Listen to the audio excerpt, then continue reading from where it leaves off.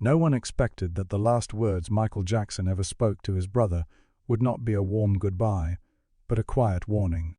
A sentence so gentle it barely disturbed the air in his family home, yet heavy enough to explain why the king of pop would leave this world in a way that stunned millions. This was never just a random accident. It was not only a matter of personal mistakes. What really happened to Michael Jackson was the result of pressure layered over years' fatigue that became invisible, and a man pushed to his absolute limit while insisting he was fine. When Michael stepped away from the stage, the world never saw him clearly. To some, he was anticipation and nostalgia. To others, suspicion and controversy. Love and caution wrapped around the same person. That contradiction followed him to the very end. And on his final evening, in a quiet room with a piano, instead of a crowd, that divide was sharper than ever. On the surface, Michael looked okay. He laughed with his kids, teased his brother, moved the way he always had in family settings. But if you watched closely, if you really knew him, something was off. The way he sat at the piano, shoulders slightly hunched. The way his eyes drifted, not quite locking onto anyone for long. The way his body seemed present, but his spirit felt a step behind. This was the man who could stand unshaken in front of tens of thousands of screaming fans.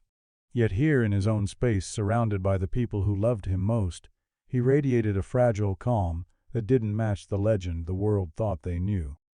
Jermaine Jackson was not easy to rattle. He'd walked with Michael from their cramped house in Gary, Indiana, to sold-out arenas, watched his younger brother become the center of global pop culture, and survive storms that would have ended most careers. But that night Jermaine felt a kind of unease he couldn't explain. Michael sat at the piano, not as a performer, but as a man trying to breathe. His playing was slow, almost hesitant. Soft melodies floated just loud enough for the family to hear, never rising to showmanship. The children giggled in the background, adults spoke in low voices, and in the middle of it all, Michael seemed to be slowly stepping inward. He was still the center of the room, but it felt like he was standing just outside the circle at the same time.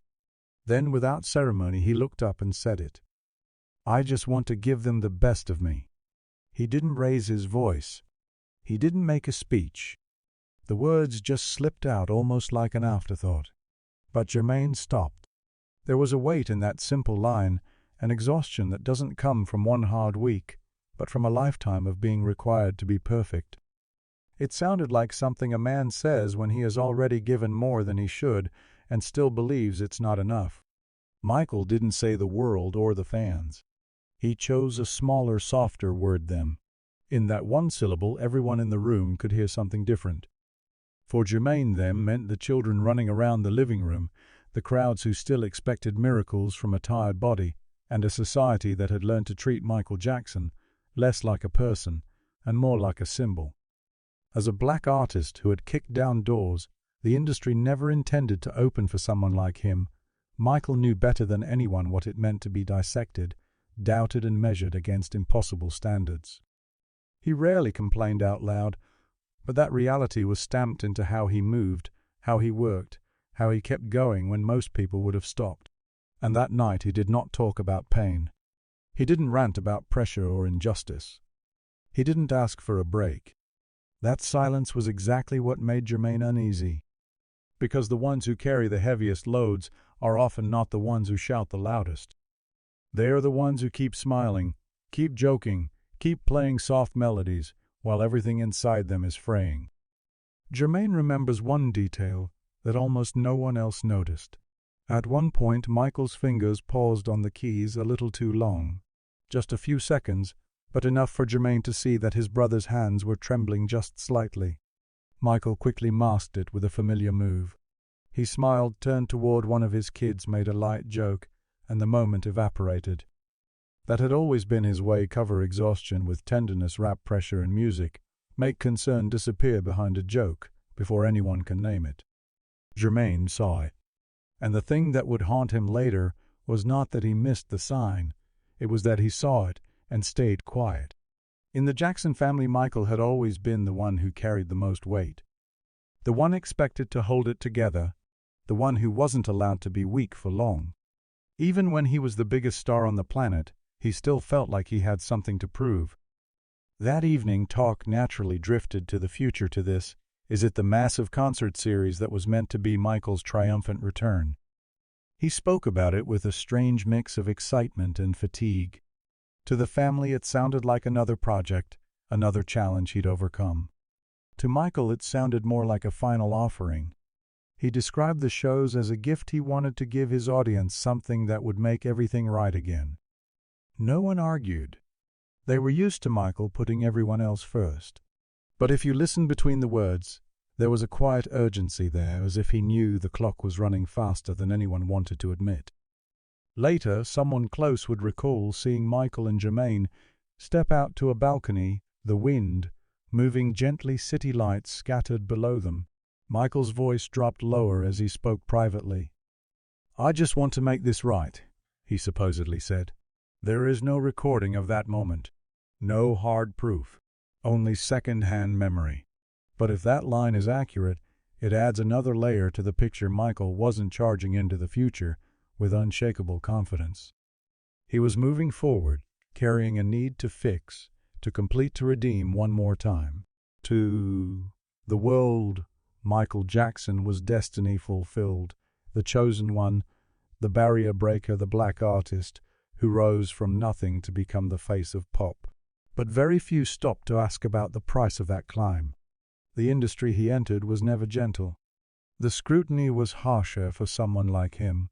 The expectations were heavier. Mistakes were magnified. So he learned to smile when treated unfairly. He learned to stay quiet when his image was twisted. He learned that he was not allowed to be tired, not in public. That last night, he didn't list those wounds, but they leaked out in the details. In the way he played more slowly than usual.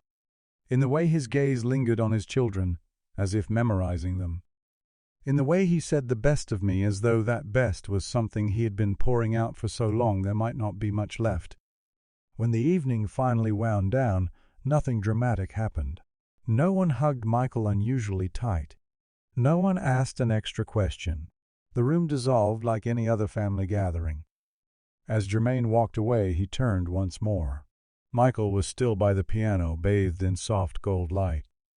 His face looked thinner than Jermaine wanted to admit. His body looked smaller than the legend the world imagined. That ordinary image became a permanent scar, precisely because it looked so normal, quiet, harmless. Hours later, the world would tilt. But in that moment, Michael Jackson was just a man at a piano, holding a lifetime of pressure in a single soft sentence. "I just want to give them the best of me." No one realized it yet, but that simple line was not just a thought. It was a warning spoken so gently that everyone in the room mistook it for peace. And that's where the tragedy truly began. Not with a sudden catastrophe, but with a deceptively calm night, and a man who had given so much of himself that there was almost nothing left. The morning arrived too quickly, cutting through the fragile calm of that family night like a knife. Jermaine Jackson had barely shaken off the soft glow of the previous evening when the phone rang. It wasn't a desperate ring. It wasn't frantic. It sounded almost normal, and that more than anything made his stomach tighten. When he picked up, he didn't hear a full sentence. Just broken pieces crashing into each other. "Michael Hospital Emergency." The voice on the other end wasn't shouting. It wasn't sobbing. It was trembling. And in that trembling, Jermaine understood something with a kind of cold, immediate clarity. Something was terribly wrong. Just hours earlier, his brother had been at the piano speaking softly about the future, about what he still wanted to give. Now the world had switched tones without warning. No transition, no time to prepare, no chance to catch his breath. Jermaine shot to his feet. The questions in his head never fully formed into words. He didn't ask for details. He didn't ask for explanations. There was only one instinct left: get to the hospital. On the way there, the city suddenly felt cruelly slow. Traffic lights held red longer than they should. Cars ahead crawled oblivious. Inside the vehicle, time ran faster than any clock could measure. Images from the night before replayed on a loop. Michael's hands hovering over the keys. the small tremor he'd tried to hide, that gentle voice saying, "I just want to give them the best of me." Now those words didn't sound like a simple wish. They echoed like a warning he had never recognized. What unnerved Jermaine most wasn't even the fear that Michael might be gone. It was the confusion, the information arriving in fragments. One person said Michael was just exhausted. Another hinted that the situation isn't good. Others spoke in half sentences as if saying too much out loud might make it more real. Outside, the world was already moving faster than the family. Rumors began to leak. News outlets started whispering before Jermaine could even reach the hospital doors. When you carry a name like Michael Jackson, even the most fragile moment doesn't stay private for long. Public curiosity always seems to arrive before the truth. Walking into the hospital, Jermaine was struck by how quiet it was. No cinematic chaos, no shouting, just sterile white walls, the echo of footsteps, the low murmur of staff. The orderliness unnerved him more than any shouting could have. He scanned faces, searching for someone who would tell him what he needed to hear, that everything was under control, that Michael was being treated, that there was still time. No one said that. He asked the only question that mattered, "Is he okay?" No one answered him directly. Eyes flickered away. Words spiraled around the point. That evasiveness was the first thing that made the family question not just what had happened to Michael, but how it was being handled. Time in the hallway didn't flow, it pressed down. Every minute felt heavier than the last. Jermaine leaned against a wall, closing his eyes, but the images didn't stop. He remembered how Michael had looked at his children, how he always spoke about responsibility more than joy, how his life had been a long list of people he felt he had to protect. Michael had never really lived for himself. He was a black man who had climbed from poverty to the top of an industry that wasn't designed for him, and yet even at the top he was never allowed the simple luxury of falling apart. The expectations on his shoulders came from everywhere: the fans, the media, the business, the culture. A world ready to worship him when he was flawless, and just as ready to tear him apart when he wasn't. Someone who was there later said Jermaine kept checking his phone, as if hoping for one more detail that would somehow make all of this make sense. But each new call only added to the blur.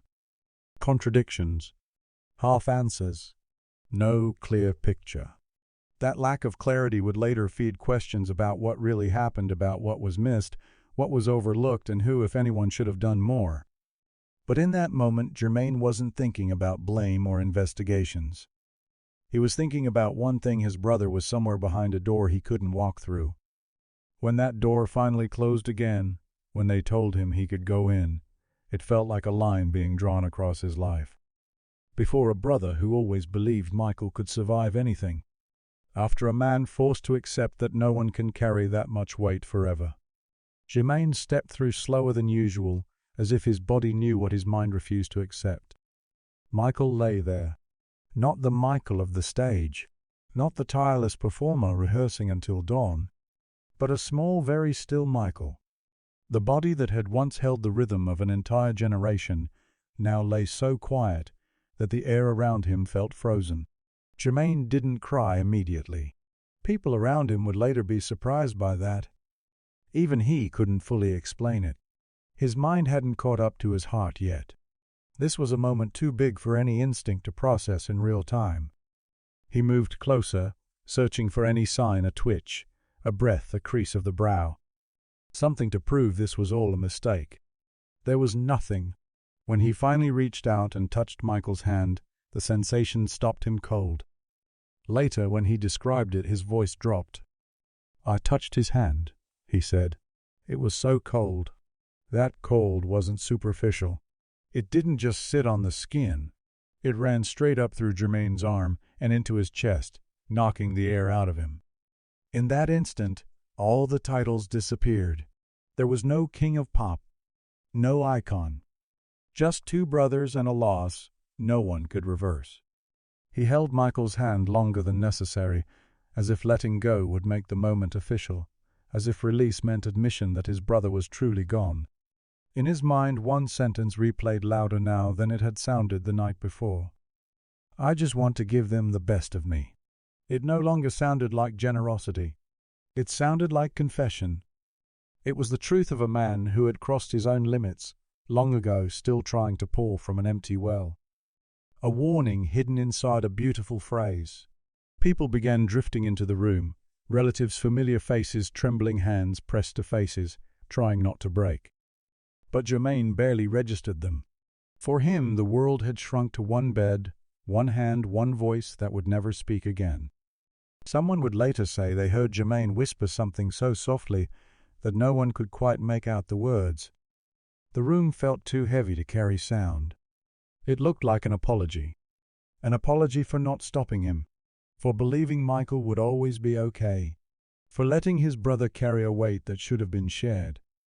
What haunted Germain most wasn't just the still body in front of him, but the realization that the signs had been there, scattered across nights, tours, rehearsals, interviews, and no one had put them together in time. The endless rehearsals, the constant flights, the pressure to reclaim the top spot in a world ready to scrutinize every step of a black man who had once been untouchable.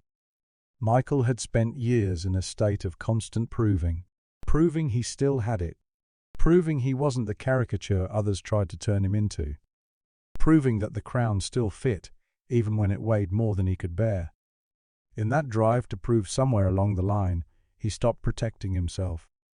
Or maybe he never believed he had the right to. The minutes that followed inside that hospital room blurred together, procedures, explanations, formalities delivered in flat tones. None of it mattered. The only thing that stayed sharp was the feeling of his hand slipping away from Michael's. When he finally let go, it felt like releasing part of his own life. Michael wasn't just his little brother. He was the kid who stood next to him in front of a microphone when no one thought they would escape that house in Gary. The one who faced stares and prejudice at his side. The one whose voice had carved a path where there had been no road at all for artists who looked like them. When Germain stepped back out into the corridor, the outside world was already in a frenzy. Phones buzzed. News alerts flashed. Cameras were forming into lines outside. But inside his mind, everything was stuck on one frozen image, a cold hand. He knew that from this moment on, Michael's story would no longer belong solely to the family. It would become evidence, arguments, headlines. People would search for causes, assign blame, pick apart every decision. For Germain, the cause could not be explained by one single event.